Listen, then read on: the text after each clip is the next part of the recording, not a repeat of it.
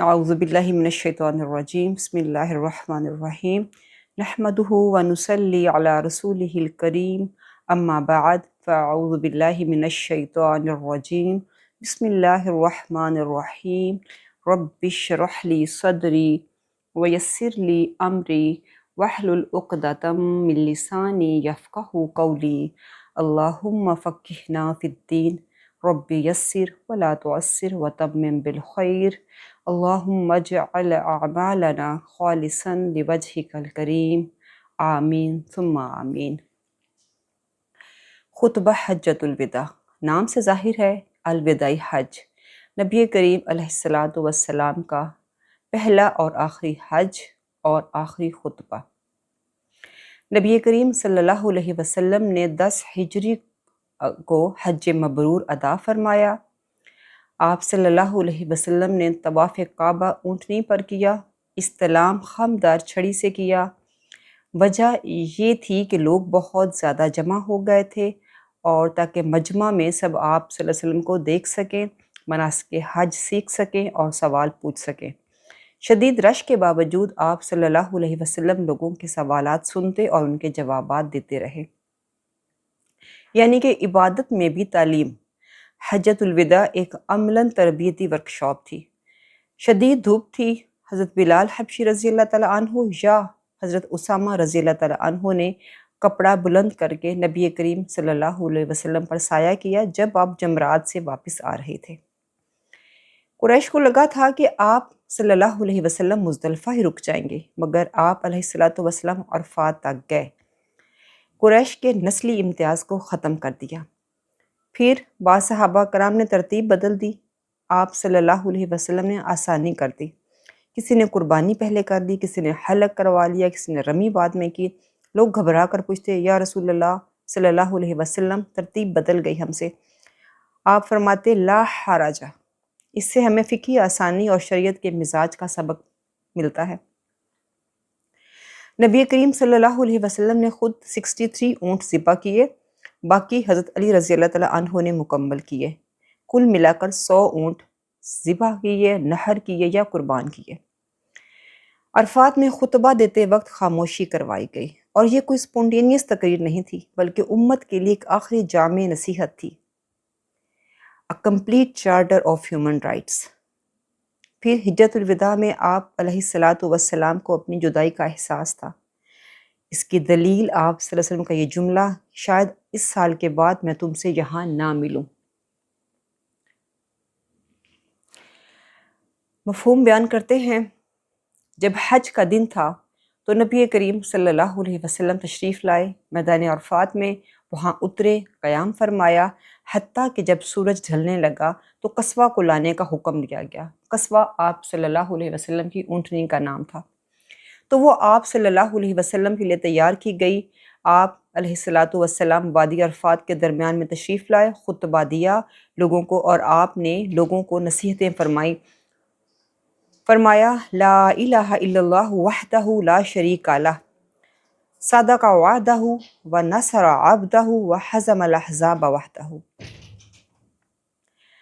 اللہ کی وحدانیت بیان کی اور بتا دیا کہ اس کے علاوہ کوئی عبادت کے لائق نہیں ہے، تمام بتوں کا انکار کر دیا۔ پھر صدق وعدہ، اس اللہ نے اپنا وعدہ سچ کر دکھایا۔ کون سا وعدہ؟ 6 ہجری کو نبی علیہ الصلاۃ والسلام عمرہ کے لیے گھر سے نکلے تھے۔ خواب مبارک دیکھا تھا کہ ہم امن کے ساتھ مکہ میں داخل ہو رہے ہیں۔ صحابہ کرام کو تیاری کا حکم دیا، اور جب حدیبیہ کے مقام پر پہنچے تو وہاں پہ قریش نے انہیں روک دیا۔ پھر اللہ کا حکم جان کر ہی واپسی کی۔ وہاں بہت سے اشکال پیدا ہو گئے تھے۔ صحابہ کرام نے کچھ سوال کیے، خاص طور پر حضرت عمر رضی اللہ تعالیٰ عنہ نے سوال کیا، کیا آپ حق کے ساتھ نہیں آئے ہم یہاں پہ؟ کیا اللہ کا دین حق نہیں ہے؟ پھر حضرت عثمان غنی رضی اللہ تعالیٰ عنہ جو تھے وہ صلح کے لیے گئے، تو ان کے بارے میں مشہور ہو گیا کہ شہید کر دیے گئے۔ وہاں پہ بیعت رضوان ہوئی، جس میں صحابہ کرام کو جنت کی خوشخبری دی گئی۔ جنہوں نے اس میں اپنا ہاتھ رکھا آپ صلی اللہ علیہ وسلم کے ہاتھ پر، وہ جنت کے حقدار ٹھہرے۔ فرمایا آج کے بعد تم لوگ جو بھی عمل کرو گے تم جنت میں داخل ہو، مطلب جنت ان کے لکھ دی گئی۔ تو وہاں پہ بات یہ تھی کہ صحابہ کرام کی تیاری ہو رہی تھی اصل میں، تو صحابہ کرام کا جانا اور پھر وہاں پہ روکے جانا، پھر اللہ کے نبی کے ساتھ واپسی کرنا، حلق کروانا، قربانی دینا، احرام سے آزاد ہونا اور واپس آ جانا مدینہ بغیر عمرہ ادا کیے۔ تو یہ سب صحابہ کرام کی تربیت ہو رہی تھی، فرسٹ جنریشن آف مسلم جو تھے وہ تیار ہو رہے تھے۔ تو وہ کوئی عام انسان تو نہیں ہونے تھے نا، بڑی قربانیاں انہوں نے دی تھیں اس دین کے لیے، تاکہ کوئی کمی نہ رہ جائے ان میں، ان کے صبر میں، ان کے ایمان میں کوئی کمی نہ رہ جائے۔ فرمایا اور سودا کا وعدہ ہو، تو یہ وعدہ اللہ نے اپنا سچ کر دکھایا امن کے ساتھ مکہ میں داخل ہونے کا۔ وَنَصَرَ عَبْدَهُ، اور اس اللہ نے اپنے بندے محمد صلی اللہ علیہ وسلم کی مدد کی۔ وَحَزَمَ الْأَحْزَابَ وَحْدَهُ، اور اس اکیلے اللہ نے تمام لشکروں کو شکست دی۔ لشکر جو تھے قریش کے، بے تحاشا جو مخالفین تھے ان کے، منافقین کے، کفار کے، جتنے بھی لشکر تھے سب لشکروں کو اللہ تعالیٰ نے شکست دی اور اسلام کا بول بالا کیا۔ آپ صلی اللہ علیہ وسلم نے فرمایا، اے لوگوں میری بات سنو، کیونکہ میں نہیں دیکھتا کہ ہم آج کے بعد یہاں اکٹھے ہوں گے اس سال کے بعد۔ فرمایا اللہ تعالیٰ فرماتے ہیں، اے لوگوں یقیناً ہم نے تم کو پیدا کیا ایک مرد اور ایک عورت سے، اور بنا دیا ہم نے تمہیں جماعتوں اور قبیلوں میں، تاکہ تم ایک دوسرے کو پہچان سکو۔ اب دیکھیں ذرا، نبی کریم صلی اللہ علیہ وسلم نے زندگی کی ساری مشکلات برداشت کی، فتح جب نصیب ہوئی، میدان عرفات میں کھڑے ہیں، شدید دھوپ۔ اب آج کل کی آپ دیکھیں ذرا آسانیاں، کس قدر زیادہ آسانیاں ہیں ہمارے لیے، وہاں پہ خیمے ہوتے ہیں نصب، اے سی چل رہے ہوتے ہیں، کولر چل رہے ہوتے ہیں، کھانا پینا چل رہا ہوتا ہے۔ تب وہاں پہ ایسا کچھ بھی نہیں تھا، اسی تو کیا پنکھے کا سوال بھی پیدا نہیں ہوتا تھا۔ لیکن صحابہ کرام کھڑے، کیونکہ وہ کڑے امتحان سے گزر کے آ چکے تھے، وہ لوگ انہوں نے بڑے بڑے امتحان دیکھے تھے اور پھر ان میں پاس ہوئے تھے، کامیاب ہو کے وہ آج نبی علیہ الصلوۃ والسلام کے ساتھ میدان عرفات میں کھلے آسمان تلے دھوپ میں کھڑے تھے اور سارے یہ چیزیں سن رہے تھے۔ اور یہ چیزیں بہت اہم ہیں، اس کا مطلب یہ کہ ان کی اہمیت کا پتہ چلتا ہے کہ جس مقام پہ کھڑے ہو کے جو وہ بات کر رہے تھے وہ بڑی اہم بات تھی۔ تو یعنی کہ ہم اس لیے باہم قبیلے بنائے گئے تاکہ ایک دوسرے کو پہچان سکیں، اس لیے نہیں کہ کوئی بڑا قبیلہ ہے کوئی چھوٹا ہے۔ اللہ تعالیٰ کے نبی نے فرمایا، ان اکرمکم عند اللہ اتقاکم، اللہ کے ہاں تم میں زیادہ عزت والا وہ ہے جو تقوی میں زیادہ بڑا ہے، جس کا تقوی زیادہ ہے وہی اللہ کے ہاں زیادہ عزت والا ہے۔ تو چھوٹے بڑے کی تمیز تو اللہ نے ختم کر دی نا پھر، اور تقوی جو ہے اس کو آپ گریڈ نہیں کر سکتے کہ کس کا تقوی بڑا ہے، مطلب گریڈ فرسٹ کا ہے یا گریڈ سیکنڈ ہے یا تھرڈ ہے، ایسا ہم نہیں کر سکتے، کیونکہ جو تقوی ہے وہ ایزیلی میئریبل بھی نہیں ہے کہ ہم پہچان سکیں کہ تقوی کے لحاظ سے یہ دل کا معاملہ ہوتا ہے ہر انسان کا اللہ کے ساتھ، اور اللہ بہتر جانتا ہے کہ کس کے دل کی کیا کیفیت ہے۔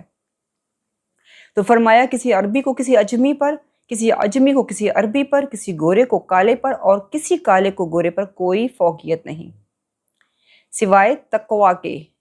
اکرمکم عند اللہ اتقاکم۔ حضرت امام ابو حنیفہ نے ایک بڑی خوبصورت بات کہی ہے کہ اللہ دل دیکھتا ہے، صورت اور مال تو اس کے اپنے دیے ہوئے ہیں، لہٰذا ہماری اچھی شکلیں اور بے تحاشا مال و دولت یہ اللہ کے ہاں کوئی اہمیت نہیں رکھتا، ہمارا عمل اور ہمارے دل کا تقوی جو ہے وہ اہم ہے۔ فرمایا سب لوگ آدم علیہ السلام سے ہیں اور آدم علیہ السلام مٹی سے ہیں، تو غرور کس چیز کا؟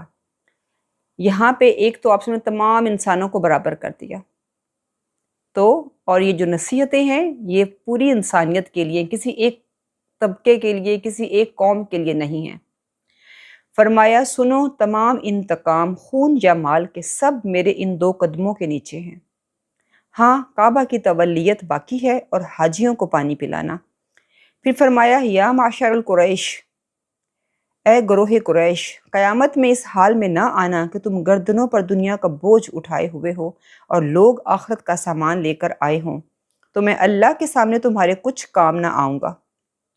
وجہ وہی تھی کہ قریش نسلی غرور میں مبتلا تھے، اور اب انہیں یہ تھا کہ نبی کریم صلی اللہ علیہ وسلم ہمارے قبیلے سے ہیں، اور ان دنوں قبیلوں کی رکھوالی، قبیلوں کے مفادات کی حفاظت لازمی کام سمجھا جاتا تھا۔ تو آپ صلی اللہ علیہ وسلم نے انہیں اس خیال سے نکال دیا۔ جب اپنے خاندان کو ڈیفینڈ نہیں کیا تو ہم باقی کہاں پہ سٹینڈ کرتے ہیں؟ ہر انسان اپنے اعمال کا ذمہ دار ہے۔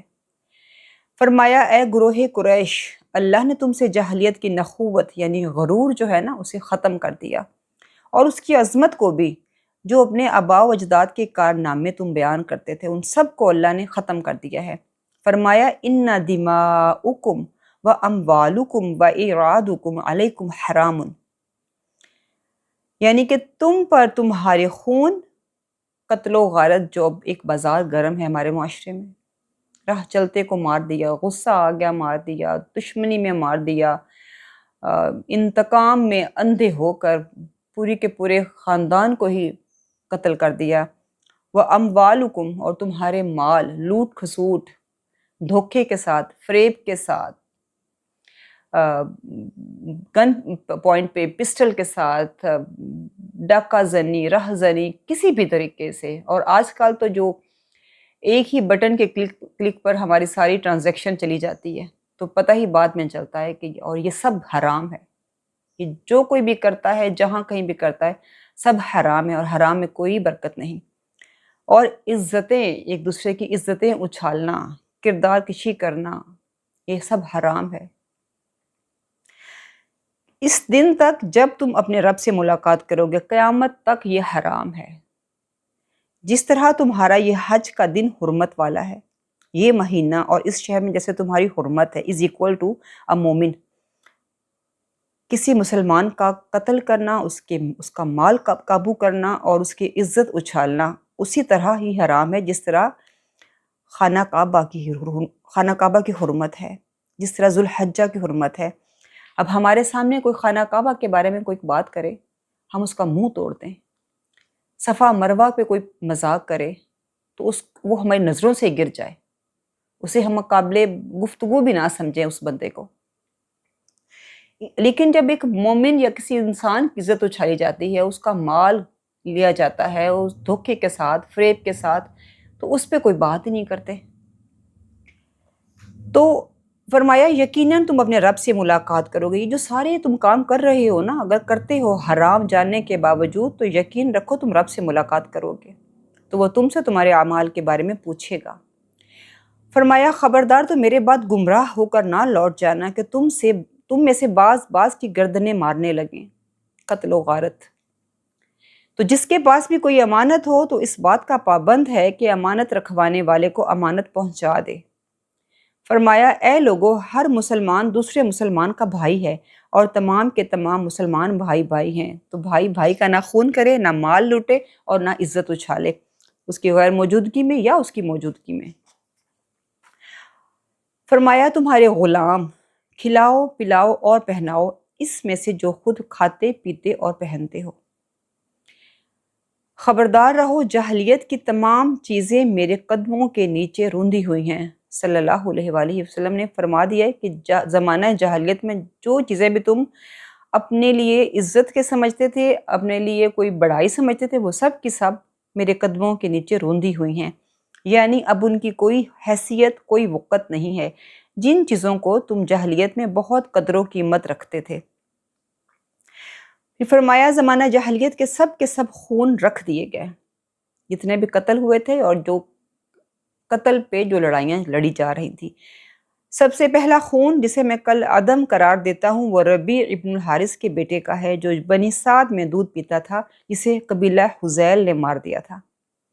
آپ صلی اللہ علیہ وسلم نے سب سے پہلے اپنے خاندان کا خون معاف فرمایا، اپنے خاندان سے مثال قائم کی۔ فرمایا اس جھگڑے کو میں یہیں ختم کرتا ہوں، پھر دوسروں سے مطالبہ کیا کہ وہ بھی سب معاف کر دیں، اور دور جاہلیت کے سود ختم ہو گئے۔ سب سے پہلا سود جسے میں چھوڑتا ہوں عباس ابن عبد المطلب کا ہے، آپ صلی اللہ علیہ وسلم کے چچا۔ تو اب اس کے بعد ایسا کوئی نہ کرے، مطلب نہ کوئی سود دے اور نہ ہی کوئی سود لے۔ اے لوگو، اچھا سود جو ہے یہ itself اس قدر اس کی جو بتایا گیا، اس کو منع کیا گیا، وہ اس لیے ایک تو اکانومیکلی جسٹس طرح قائم ہو جائے، امیر امیر تر ہو جاتا ہے اور جو غریب ہے وہ غریب تر ہو جاتا ہے، تو اس چیز کو ختم کیا، یعنی کہ جو معاشی ایک زیادتی ہو رہی تھی اس کو ختم کیا۔ فرمایا اے لوگو، اللہ عز و جل نے ہر صاحب حق کو اس کا حق دے دیا ہے، تو وارث کے حق میں کوئی وصیت نہیں کی جا سکتی۔ بچہ اسی کا ہے جس کے بستر پر جنم دے، یعنی ماں کی طرف منسوب کیا گیا، اور جس کے لیے حرام کاری ثابت ہو اس کے لیے پتھر ہے، اور ان کا حساب اللہ کے ہاں ہوگا۔ جس نے اپنے آپ کو اپنے باپ کے علاوہ کسی اور طرف منسوب کیا یا اپنے آقا کے مقابلے میں کسی اور کو اپنا آقا ظاہر کیا تو فعلیہ لعنت اللہ، تو ان پر اللہ کی لعنت ہے۔ قرض قابل ادائیگی ہے اور عاریتاً لی ہوئی چیز واپس ہونی چاہیے، قبضہ کر کے نہیں بیٹھنا چاہیے۔ جو وقتی طور پہ چیز لی ہے وہ واپسی اس کی یقینی کریں، اور تحفے کا بدلہ دیا جانا چاہیے، اور جو کوئی کسی کا ضامن بنے تو تاوان ادا کرے۔ فرمایا کسی انسان کے لیے حلال نہیں اس کے بھائی کی طرف سے کوئی چیز الا یہ کہ اس نے اپنی رضامندی سے دی ہو، تو اپنے آپ پر ظلم مت کرو۔ اب اللہ کے نبی نے تمام انسانوں کو آپس میں بھائی بھائی بنا دیا، ان کے خون معاف کر دیے، سود معاف کر دیے، تو سب انسان بھائی ہیں۔ اور پھر کیا ہے کہ دھوکے کے ساتھ بغیر پوچھے چیز لے لینا، فریب کے ساتھ، پیئر پریشر کے ساتھ، کسی بھی طریقے سے کوئی چیز کسی سے لے لینا اور واپس نہ کرنا، تو یہ حرام ہے۔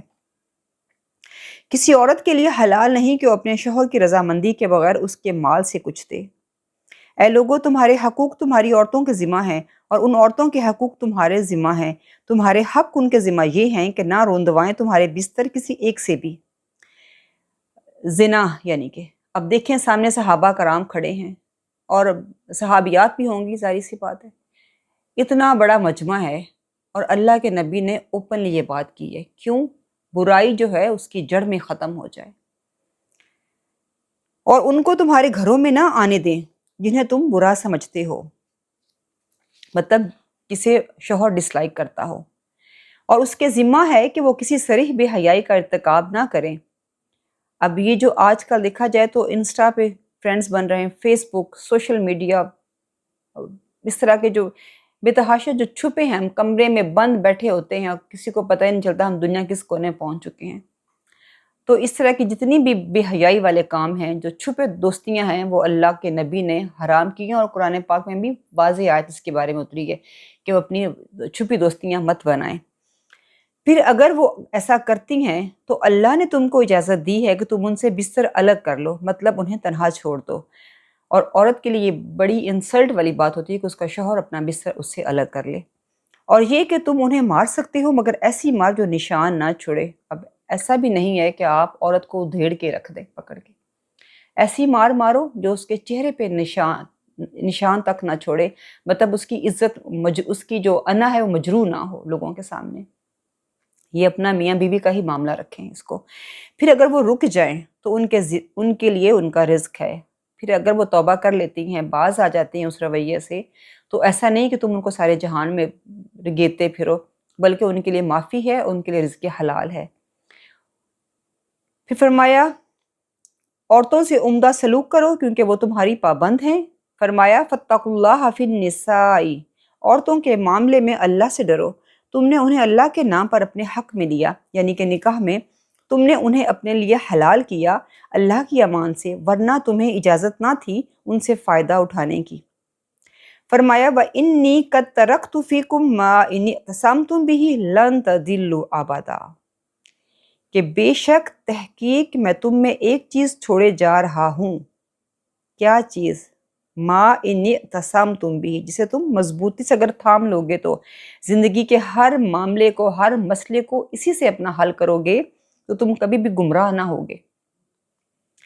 کون سی چیز ہے وہ؟ کتاب اللہ، اللہ کی کتاب قرآن مجید، اور دینی معاملات میں غلو سے بچو، حد سے تجاوز نہ کرو، یعنی کسی کی بیجا حمایت میں ایسی باتیں کرنا جو اس کے حق سے بڑھ کر ہوں، جیسا کہ عیسیٰ علیہ السلام کو اللہ کا بیٹا بنا دیا گیا، نعوذ باللہ، اور حضور اکرم صلی اللہ علیہ وسلم کی شان اس قدر بلند کرنا کہ مقام اللہ تعالیٰ کے نعوذ باللہ اللہ تعالیٰ کے برابر کر دینا، تو ان سب چیزوں سے اللہ کے نبی نے منع فرمایا ہے اور یہ حکم ہے ہمارے لیے۔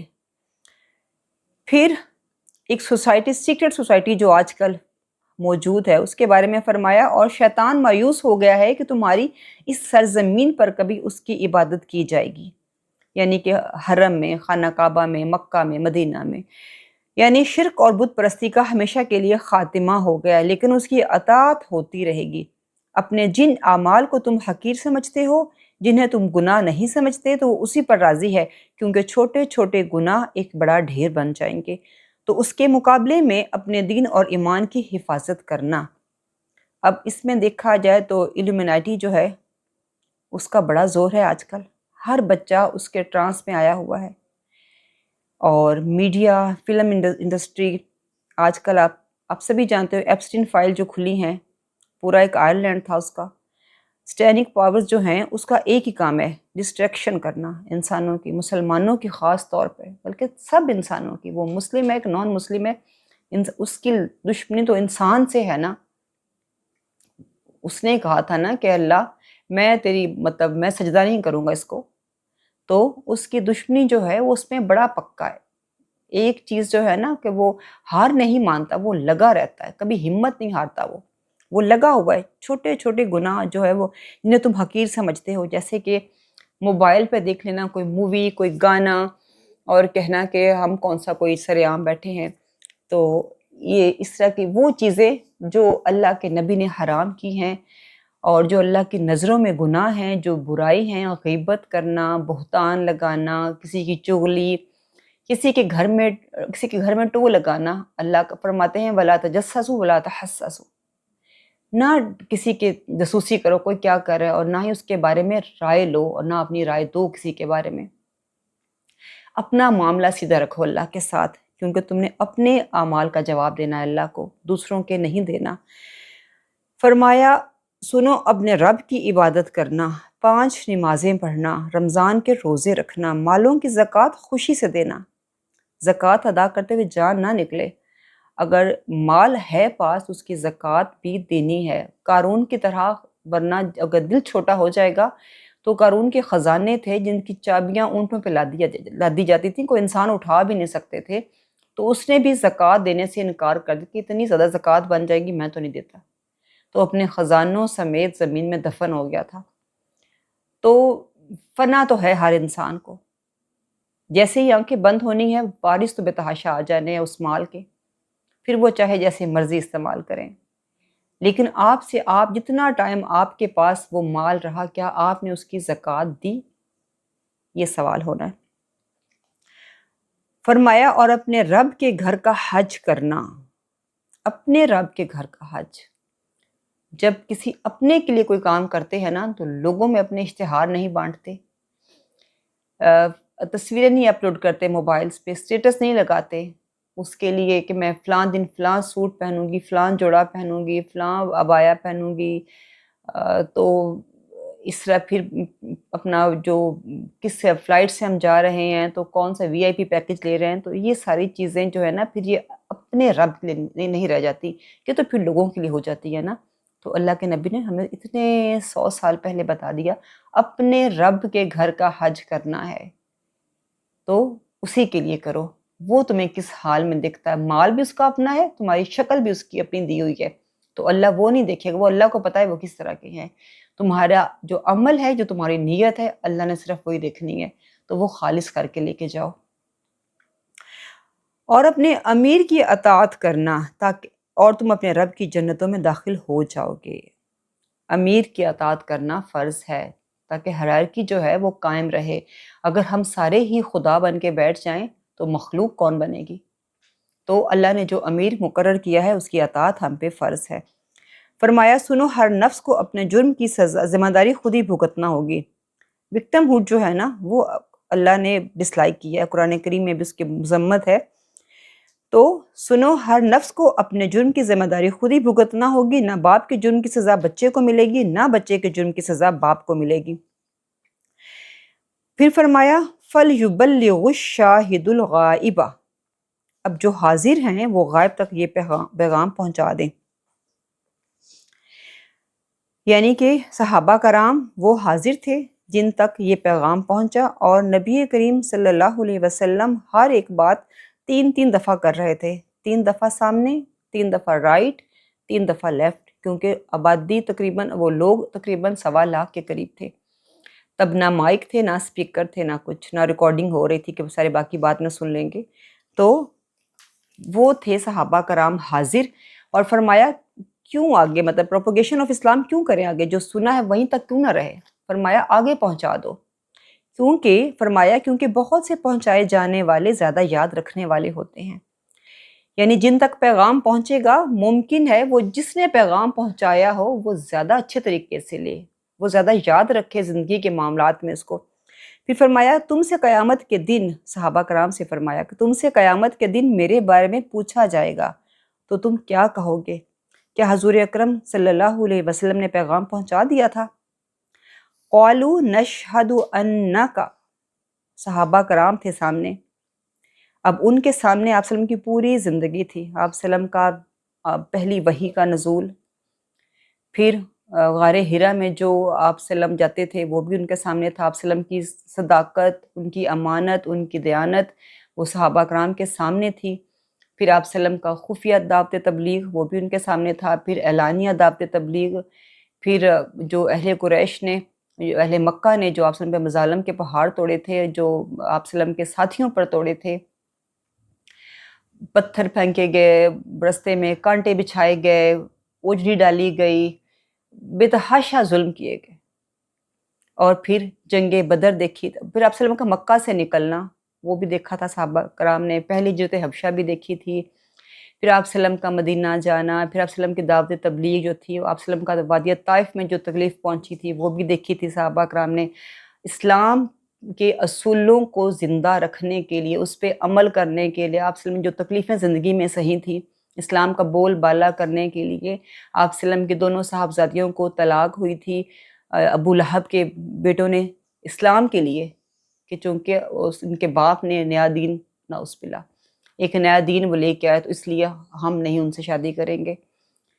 اور اس ابو لہب کے ایک بیٹے نے اس حد تک مطلب تنگ کیا تھا کہ آپ وسلم نے اس کے لیے بد دعا کی تھی کہ یا اللہ اپنے کتوں میں سے ایک کتا اس پہ چھوڑ دے، تو اس کو راستے میں کہیں تجارت جا رہا تھا تجارت کے لیے، تو اس کو ایک شیر نے کھا لیا تھا، وہ دیکھی تھی۔ پھر آپ وسلم کا جو زید بن حارثہ والا واقعہ تھا نکاح والا زینب کے ساتھ، وہ تکلیف آپ وسلم نے برداشت کی تھی۔ اللہ کا حکم آ گیا جی جو منہ بولا بیٹا ہے وہ نہیں اسلام میں جائز، اللہ کے نبی نے وہ پریکٹیکلی کر کے دکھایا، صحابہ کرام کی سب سامنے تھا یہ سارا کچھ واقعہ افق ہوا تھا۔ عائشہ صدیقہ رضی اللہ جو بہتان لگا تھا آپ وسلم پہ، بہتان پہ جو آیات نازل ہوئی تھی وہ آپ وسلم کی ذات نے برداشت کی تھی، ان کی پیاری زوجہ محترمہ، ان پہ جو بہتان لگائے گئے تھے آپ وسلم برداشت کیے۔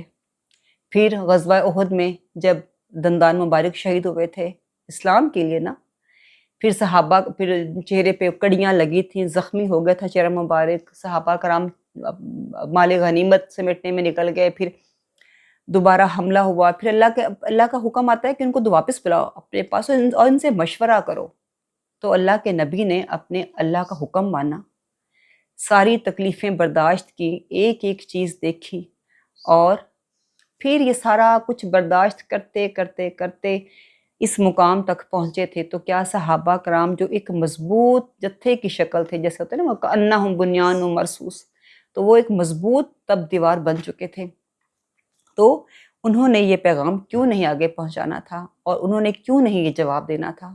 صحابہ کرام بولے نشہد انک، ہم گواہی دیتے ہیں کہ بے شک آپ قد ادیت الامانہ، آپ نے امانت پوری کی پوری پہنچا دی، وبلغت رسالہ، اور رسالت کا حق ادا کر دیا، ونصحت الامہ، اور آپ نے امت کی خیر خواہی کی، امت کے لیے ایک منظم جو دین ہے اس کو پریکٹیکلی آپ نے کر کے بتایا کہ تم لوگوں نے ایسے اپنی زندگیاں گزارنی ہیں۔ تو وہ سارا کچھ اپنے وجود پہ سہا اللہ کے نبی نے، تو صحابہ کرام کے سارا کچھ سامنے تھا۔ اب آپ ذرا دیکھیں کہ ڈسپریشن آف جو فرسٹ جنریشن مسلم کی تھی وہ کیسی تھی، کہ دھوپ میں کھڑے ہیں، ایک ایک لفظ دھیان سے سن رہے ہیں، پکا کر رہے ہیں اپنے دل میں، اور آج ہم تک یہ جو پیغام پہنچایا ہے تو یہ سارا کا سارا آپ اللہ کے نبی کی تو جو محنت تھی وہ تو صحابہ کرام نے دیکھی تھی نا، لیکن صحابہ کرام نے پھر ایک ایک لفظ کو بڑی عرق ریزی کے ساتھ، دن رات کی محنتوں کے ساتھ، ایک ایک حدیث کے لیے میلوں کا سفر کرتے، بغیر کچھ کھائے پیے، بغیر کسی سے کچھ لیے، بغیر کچھ کھانا پینا وہاں سے، مطلب ایک ہوتا ہے نا کہ چلو جا کے مہمان نوازی کروائی اور بیٹھے، نہیں، آیت مکمل کروائے، راوی موجود ہے تو ٹھیک ہے، راوی کا سلسلہ ٹوٹتا ہے تو فوراً واپس پلٹتے، تاکہ پتہ چلے کہ یہ جو حدیث ہے یہ ضعیف ہے، اس کا راوی کا جو کڑی ہے وہ ٹوٹ گئی ہے، لہٰذا یہ صحیح حدیث نہیں۔ تو آج ہم تک ان کی محنتیں جو ہیں وہ صحیح حدیث، سنن، ترمذی، صحاح ستہ اور اس طرح کی جتنی بھی صحیح اپنا بخاری شریف کی احادیث مبارکہ کا پورا مجموعہ ہے ہمارے پاس، تو ہمارے لیے کتنی آسانی ہے، ایک ہم نے کلک کرنا ہے بٹن کا اور سارا کچھ ہمارے سامنے آ جانا، اور ابھی بھی ہم مشکل میں کہ ہمیں سمجھ نہیں آتی دین کے، ہمیں پتہ نہیں چلتا کہ یہ صحیح بات ہے کہ جھوٹ ہے۔ تو کیا ہم سے سوال نہیں ہوگا کہ کیا صحابہ کرام کا پیغام مکمل پہنچا نہیں تھا؟ کوئی دلیل ہے ہمارے پاس کہ ہم تک پیغام نہیں پہنچا تھا؟ بہرحال تو جب صحابہ کرام نے یہ بات کہی وَنَصَحَتِ الْأُمَّةِ، تو اپنی شہادت کی انگلی سے اشارہ کرتے ہوئے آسمان کی طرف انگلی کو اٹھایا اور لوگوں کی طرف اشارہ کیا، فرمایا اللہم اشہد، اے اللہ گواہ رہنا، اللہم اشہد، اللہم اشہد، اے اللہ گواہ رہنا۔ پیغام انہوں نے پورا کا پورا پہنچا دیا، صحابہ کرام نے سن لیا، اب ہم تک بھی پہنچ گیا۔ اب ہمارے لیے سارا مشکل ہوتا ہے کہ پورا قرآن پاک ہم کیسے فوراً سارا سمجھ لیں، کیسے اپنی زندگیوں میں لے آئیں۔ تو ایک تو بات یہ ہے کہ ہمارے لیے وہ فَلْيُبَلِّغِ الشَّاهِدُ الْغَائِبَ، وہ ہے کہ ہم نے جو بات سننی ہے وہ آگے پہنچانی ہے اپنے بچوں تک، کوئی نہیں اور سننے والا، تو ہمارے بچے ہمارے پاس موجود ہیں، ہمارے پڑوسی موجود ہیں، ہمارے ہیلپرز موجود ہیں، ہمارے والدین موجود ہمارے پاس ہوتے ہیں، کوئی نہ کوئی رشتہ بہرحال ہوتا ہے ہمارے ارد گرد، ایسا نہیں کہ کوئی بھی نہ ہو۔ تو دوسری بات یہ ہے کہ اس کو کرنے کے لیے صرف ایک ہی ہمیں ڈائی چاہیے، اور وہ ایسی ڈائی ہے کہ اگر وہ آپ زندہ رکھیں اپنے ساتھ، ہر وقت اپنے ہاتھ میں رکھیں، تو وہ جو آپ نے فرمایا نا وَإِنِّي قَدْ تَرَكْتُ فِيكُمْ مَا إِن اعْتَصَمْتُمْ بِهِ لَن تَضِلُّوا أَبَدًا، کتاب اللہ، جو اللہ کے نبی نے کتاب چھوڑی ہے نا ہمارے پاس قرآن مجید، تو نبوت کا سلسلہ تو رک گیا، لیکن جو رسالت ہے وہ دنیا میں چھوڑ کے گئے کہ پڑھتے رہو، آگے پہنچاتے جاؤ، اس کو اپنے تک محدود نہ کرنا۔ تو وہ جو کتاب ہمارے پاس ہے جس کے بارے میں اللہ نے فرمایا ہے کہ اگر تم وَاعْتَصِمُوا بِحَبْلِ اللَّهِ جَمِيعًا وَلَا تَفَرَّقُوا، اور اگر تم مضبوطی سے میں رسی کو تھام لو، مضبوطی سے رسی کو تھام لو اور تفرقے میں نہ پڑو، تو وہ رسی کیا ہے؟ بِحَبْلِ اللَّهِ، اللہ کی رسی کون ہے؟ قرآن مجید ہی ہے۔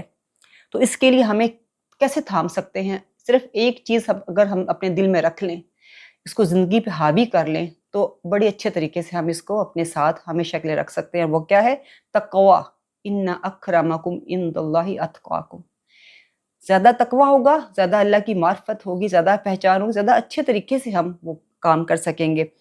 اور اہل تقویٰ کے لیے اللہ کے وعدے ہیں وَمَن يَتَّقِ اللَّهَ يَجْعَل لَّهُ مَخْرَجًا وَيَرْزُقْهُ مِنْ حَيْثُ لَا يَحْتَسِبُ، کہ جو تقویٰ کرے گا اللہ اس کے لیے راستے بنا دے گا، راستے کھلتے جائیں گے۔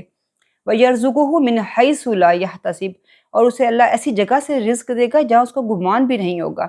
سمجھ نہیں آتی قرآن کی، نہیں پڑھا جاتا، تو اللہ کہتے ہیں میں راستے بنا دوں گا تمہارے لیے، تم ایک دفعہ آؤ تو صحیح۔ پھر اللہ فرماتے ہیں اسی سورۃ طلاق کی اگلی آیت میں ہے وَمَن يَتَّقِ اللَّهَ يَجْعَل لَّهُ مِنْ أَمْرِهِ يُسْرًا، جو اللہ کا تقوی اختیار کرے گا، اللہ سے ڈرے گا، اللہ اس کے کام میں آسانی کر دے گا، مشکل لگے گا، شیطان اپنے کام میں بڑا محنتی ہے، وہ تھکتا نہیں ہے، وہ دن رات نہیں دکھتا، تو اللہ کہتے ہیں تم ایک دفعہ آؤ تو صحیح میری محبت میں تمہارے رستے آسان کر دوں گا، تمہارے سارے معاملات آسان کر دوں گا۔ پھر فرماتے ہیں اللہ تعالیٰ وَمَن يَتَّقِ اللَّهَ يُكَفِّرْ عَنْهُ سَيِّئَاتِهِ، شیطان ایسا ہے مردود، وہ کہتا ہے اتنے گناہ کر لیے اب تو تمہاری معافی ہے ہی نہیں، تو اللہ کہتے ہیں یکفر عنہ سیئاتہ، تقوی اختیار کر لو، تمہارے سارے گناہ میں دور کر دوں گا، تم سے ساری برائیاں دور کر دوں گا، غائب کر دوں گا۔ کفر کہتے ہیں چھپانا کسی چیز کا، تو اللہ کہتے ہیں میں ساری غائب کر دوں گا تم سے، اور تمہارے لیے اجر کو بڑا کر دوں گا۔ وَيُعْظِمْ لَهُ أَجْرًا، اور جو ایسا کرے گا تقویٰ، اللہ کہتے ہیں اس کی ایک تو برائیاں میں دور کر دوں گا، پلس اس کے لیے اجر کو بڑا کر دوں گا۔ تو مطلب ہے نا if تقویٰ becomes the foundation of our lives, true success is guaranteed، کوئی شک والی بات ہی نہیں رہ جاتی کہ ہم کامیاب نہ ہوں گے۔ اور ویسے بھی تقویٰ جب ہمارے اندر آئے گا، ایک میڈم فرحت ہاشمی نے ایک بڑی اچھی بات کہی تھی، ایک مثال دی تھی ہانڈی کی، کہ ہانڈی میں جو پکتا ہے اس کا اثر باہر تک آتا ہے، اس کی خوشبو یا بدبو۔ اچھی چیز پک رہی ہوگی تو اس کی خوشبو باہر آئے گی، کوئی بری چیز ابل رہی ہوگی تو اس کی بدبو آئے گی۔ تو جو کچھ ہمارے اندر ہوگا دل میں، اگر تقویٰ ہے تو ہمارے اخلاق میں تقوی کا اثر آئے گا۔ سچ، امانت داری، دیانت، غصے پر قابو پانا سکھائے گا تقویٰ، دوسروں کے حقوق ادا کرنا سکھائے گا، انصاف، رحم، برداشت کو فروغ دے گا۔ اور پھر خاص کر اساتذہ جو ہیں، ٹیچرز کے لیے تبلیغ کا کام بھی یہ ہو جائے گا۔ وہ کس طرح؟ کیونکہ استاد جو ہے وہ صرف تعلیم نہیں دیتا بلکہ کردار بھی سنوارتا ہے، یعنی بغیر کچھ کہے اپنے کریکٹر سے بچوں کو دین سکھاتا ہے۔ اور اگر استاد جو بچوں سے اچھے طریقے سے بات کرتے ہیں، ان سے پیار محبت سے ملتے ہیں، ان کے دکھ درد سنتے ہیں، ان کی تکلیفیں، ان کے پرابلم سولو کرتے ہیں، تو وہ ان کے رول ماڈل بن جاتے ہیں۔ تو روزانہ کی بنیاد پر بچوں کو دین سے جوڑے، چند لمحے آہستہ آہستہ بچے کی پوری زندگی پہ چھا جائیں گے۔ اور پھر جو آج معاشرے میں طوفان بدتمیزی ہے، سڑکوں میں جو ہم دیکھتے ہیں، اگر ہم اپنے ان اسٹوڈنٹس کو ہی مفید شہری بنائیں، انہیں اسلام کا مثبت چہرہ بنا دیں، تو آہستہ آہستہ پورا معاشرہ سنور جائے گا، اللہ کا پیغام نسلوں میں ٹرانسفر ہوگا۔ تو ویسے بھی پھر بات آتی ہے کہ میرے ایک کرنے سے کیا ہوگا، تو اللہ نے ہم سے رزلٹ نہیں مانگا، اللہ نے ہم سے صرف کوشش مانگی ہے۔ اللہ کے نبی نے فرمایا ہے، من جد وجدہ، جس نے کوشش کی اس نے پا لیا۔ اور پھر آپ نبی کریم صلی اللہ علیہ وسلم کی یہ حدیث پورا مضمون سمیٹ دیتی ہے کہ اتق اللہ حیث ما کنتم، کہ اللہ کا تقوی اختیار کرو، تم جہاں کہیں بھی ہو، گھر میں ہو، سڑک پہ ہو، بازار میں ہو، مارکیٹ میں ہو، شادی پہ ہو، فوتگی پہ ہو، دشمنوں میں ہو کہ دوستوں میں ہو، تم جہاں کہیں بھی ہو، اتق اللہ حیث ما کنتم۔ تو وخالق الناس بخلق احسن، یعنی کہ جو اللہ کی مخلوق ہے اس کے ساتھ حسن سلوک سے پیش آؤ۔ اللہ کا تقوی اختیار کرو جہاں کہیں بھی ہو، اور اللہ کی مخلوق کے ساتھ اچھے طریقے سے پیش آؤ۔ تو یہ ساری چیزیں ایسی ہیں جو ہم، ایک تقوی واحد ایک ایسی چیز ہے جو ہمیں اللہ کے قریب کرے گا، اللہ کے نبی کا جو پیغام ہے اس پہ عمل کرنے کو آسان بنائے گا ہمیں۔ اللہ تعالی ہم سب کی کوششوں کو قبول فرمائے۔ سبحانک اللہم و بحمدک، نشہد ان لا الہ الا انت، نستغفرک و نتوب الیک۔